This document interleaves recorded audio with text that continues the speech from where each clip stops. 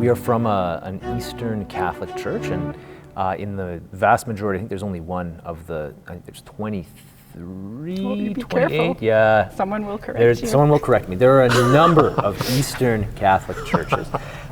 Most of them have a married priesthood and have had that tradition from the beginning.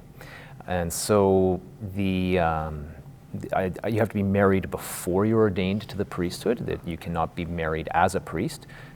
So some people will say that you can become a married priest in the Ukrainian Catholic Church, but that's false. You can become ordained if you're married. It's a different story. If you're already married. If you're already married, that's correct. Yeah. Okay. And so we live out as a married priest. I live out my ministry within a married context, in all that entails, and it's a wonderful tradition in some ways because it really is a family affair. Kim sings at the liturgy. She sang for me in our previous placement in Lloydminster almost every Sunday. Funerals, baptisms. Our oldest son Tobias serves as an altar boy, and it's actually been very difficult for him with COVID. He hasn't been able to serve as frequently. It's been hard on him, but it really is a family sort of affair that way, and it's a beautiful way to sort of live out your priesthood. The ministry of a married priest isn't only as strong. That's the wrong way of putting it, but it all flows from his stability as a married man. And if that sacrament and that bond is not solid, you see ramifications throughout his ministry. So that's so it's something we've always had. It's something that has been sort of encouraged to be reclaimed at times and in areas where it hasn't sort of been expressed, and it comes with its own sets of challenges and its own blessings.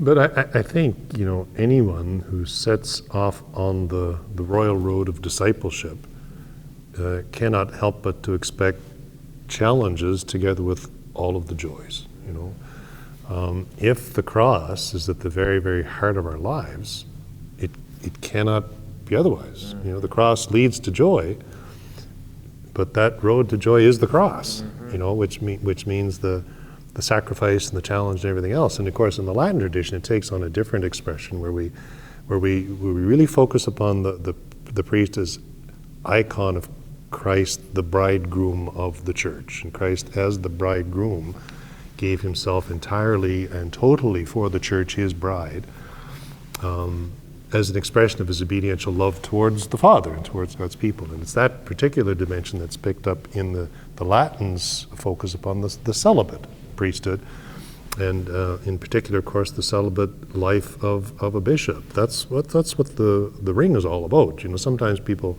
will think of the ring that a bishop wears as the symbol of his authority. Well, that's why people kiss it and so on.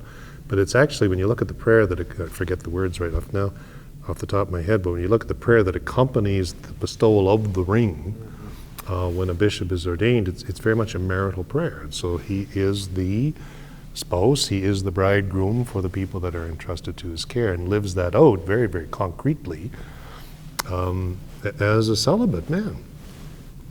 And clearly there's the sacrifice that's part of that, because it's written into the very constitution of the human being created male and female with the complementarity of the sexes. That call to marriage is really right in the very constitution of how we're created, right? And so to be called by the Lord to move away from that to a single life is quite the call. But you would know, as married couples, as I would know, that the Lord always gives you the grace that you need to fulfill the call to which He calls. Not before. Yes, that's right. In the moment. In the moment, yeah. Very good.